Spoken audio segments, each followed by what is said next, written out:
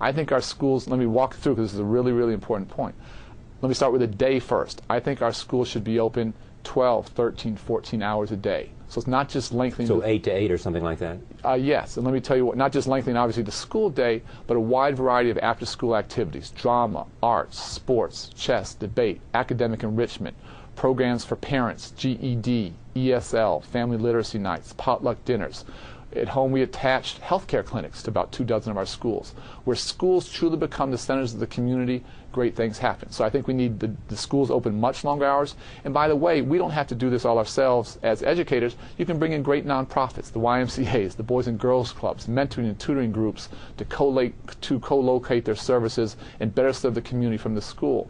In every neighborhood in our country, you have schools. In every school, you have classrooms, you have computer labs, you have libraries, you have gyms, many have pools.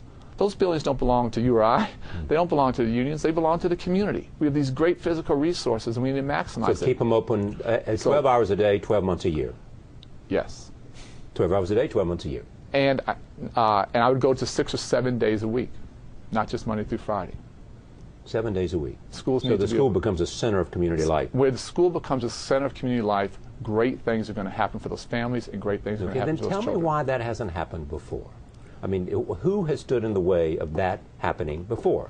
Well, I think this is, again, pushing innovation, pushing change. But who stood in the way of it? I don't know if there's one person that stood in the way. I don't mean an individual, but has it been an organization? Has it been an institution? No, has it to do with resources? Has it to do with a mindset about education? I think it's the latter. I think it's a lack of creativity, and it's a lack of understanding what our children need. And again, this is where I think we've just been slow to react. If you go back 30 or 40 years ago, the average child could get out of school at 2:30, mom was at home, child would go home to mom, dad was working, and get a peanut butter and jelly sandwich at 2:30. Today you have more two-parent working families, you have more single moms working 2, 3 jobs, you have unfortunately many children going home to almost no parent families. So our society has changed, our schools have not kept pace, and this is a chance to really create what I think the 21st century school has to look like. This needs to be the norm, not the exception. Time matters tremendously, and all of our families need our doors open longer. Is this a big ticket item in terms of financial resources?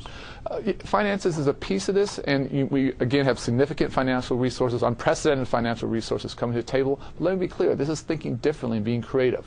What if the school system runs a school from 9 o'clock to 3 o'clock, and what if they give the school to a great nonprofit partner, the YMCAs, the Boys and Girls Clubs, whatever it might be, to run it from 3 o'clock to 9 o'clock. Have all their resources go into better tutoring, better mentoring, and then bring in other nonprofits. The money that I spent on this to open our schools long in Chicago was arguably the best money I spent because it was so highly leveraged. And you had all these phenomenal partners coming in, working collectively and collaboratively to in one spot provide this vast array of academic, enrichment, social, even medical services to children and their families.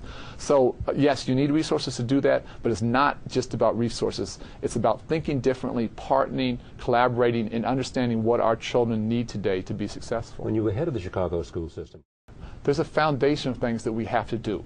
Our children have to be fed. They have to be safe. Nutritional meals. Yes. Buildings have to be safe. They have to be able to see the blackboard. And so we fed tens of millions of meals a year to students. We did breakfast, lunch, and dinner. Sometimes I got critiqued for doing too much, but if children are hungry, they can't learn. We gave out tens of thousands of eyeglasses every single year. And again, maybe we shouldn't be in that business, but I would argue if a child can't see the blackboard, they can't learn. We tried to make sure our buildings were absolutely safe. And because if a child's worried about, can they get home after school or not, it's hard to concentrate in AP physics or biology. So there's a set of foundational things we need to do to meet the students' social and emotional needs.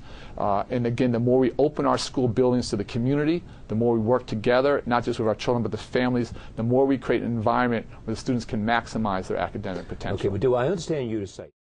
What I saw all my life was children who happened to be desperately poor, who happened to come from very tough communities, who happened not to always have the most functional families, go on to do extraordinary things educationally because they had my mother and other people in their lives who helped them be successful. So what I understand in my heart and my bones, and what the President understands in his heart and his bones, and what the First Lady understands, is when we give our children, when we give our students real opportunities, the highest of expectations, and the support to get where they need to go, they can defy all the odds. that he wants to institute, as part of his own educational philosophy, a new culture of accountability. That's absolutely right. Teachers specifically. Broader. Teachers, students. The best line from the other speech, I got chills when he said it. He talked to students and said, when you drop out, you're not just giving up on yourself, you're giving up on the country. Powerful, powerful, powerful line. So he's challenging all of us to step up and to do more and hold ourselves mutually accountable. Students, parents. He said to parents, sorry to say this on a TV show, turn off those TVs at night. Spend time reading to your child. Do more. Go volunteer. Get to know your child's teacher. So he's asking all of us to do more. Traditional educators, parents, students, the business community, all of us. And what I came to understand as I got older, that literally the difference between those who lived and did well and those who died was education. I didn't have one friend who made it out and went to college who ended up getting killed. The students that dropped out, the students that didn't have the opportunity, they didn't make it. They literally didn't make it. And so this battle is about more than education. This is a battle for social justice. And that when we give those opportunities and when we stay with children, they can go on to be the Hollywood movie stars and the brain surgeons and the IBM leaders and the great educators. And when we don't, the consequences are absolutely devastating.